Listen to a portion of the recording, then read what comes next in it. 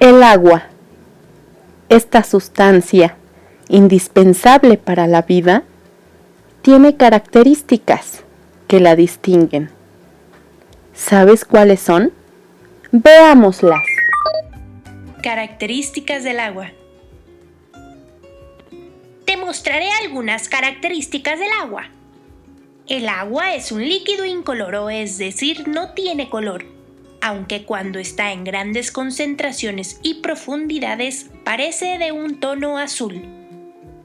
Es insípida, porque no tiene un sabor determinado, pero puede adquirir el sabor de lo que esté disuelto en ella. También es inodora porque carece de olor. Además es transparente y deja pasar los rayos de luz casi por completo. El agua es un solvente universal. Esto quiere decir que puede disolver muchas sustancias, excepto las grasas. ¿Has visto qué pasa cuando pones azúcar o sal a un vaso de agua y le mueves? ¡Se disuelve! Además, el agua cubre gran parte de nuestro planeta y es necesaria para que haya vida. Ahora ya conoces algunas características del agua. No olvides que hay que cuidarla.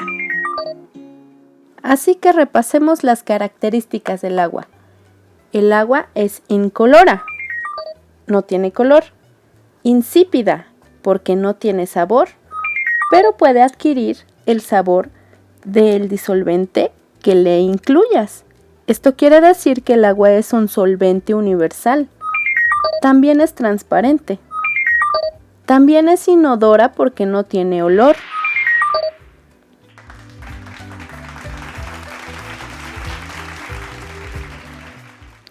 En la naturaleza podemos encontrar el agua en sus tres diferentes estados: estado sólido, estado líquido y estado gaseoso. En el estado sólido, como en el granizo y el hielo, las moléculas están tan juntas y ordenadas que no se pueden mover, por eso el hielo no se mueve. En el estado líquido no tiene forma, porque la temperatura aumenta y rompe las uniones entre las moléculas, que quedan libres y separadas,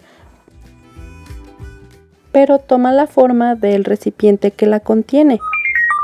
El agua en estado gaseoso no tiene forma definida porque el calor se va incrementando aún más y rompe los enlaces entre las moléculas que se van separando cada vez más entre ellas. Por eso no tiene forma definida. Es decir, que la temperatura es la que provoca el cambio en el agua. ¿Y cuántos cambios hay en el agua?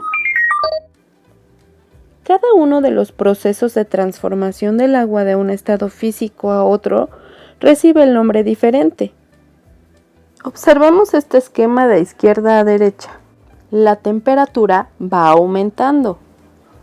Al cambio del hielo, cuando se calienta tanto que se convierte en gaseoso sin pasar por el estado líquido, se le llama sublimación, de sólido a gaseoso. Pero si la temperatura no fue tantísima y solamente cambió de sólido a líquido, se derritió el hielo, ese cambio se llama fusión. Si seguimos de izquierda a derecha, el líquido se sigue calentando tanto que se evapora y se vuelve gaseoso. Ese estado se le llama evaporación, de líquido a gaseoso. Ahora vamos a ver el esquema del otro lado, de derecha a izquierda, donde el calor o la temperatura disminuye. Cuando el vapor comienza a enfriarse, se empiezan a juntar las moléculas y se vuelve líquida el agua. A ese proceso se le llama condensación.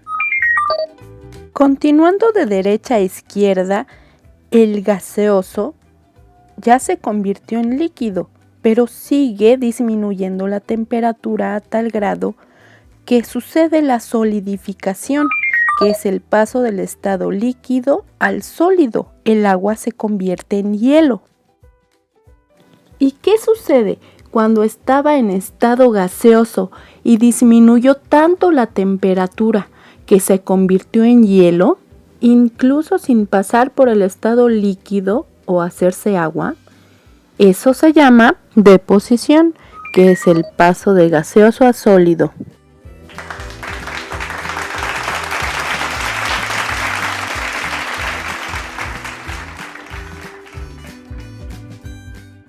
Los materiales se comportan de diferente forma al ponerse en contacto con el agua. Pueden ser permeables o impermeables. A los materiales que absorben el agua se les llama permeables. Por ejemplo, las esponjas, el hilo, el cartón. El agua los atraviesa, absorben el agua.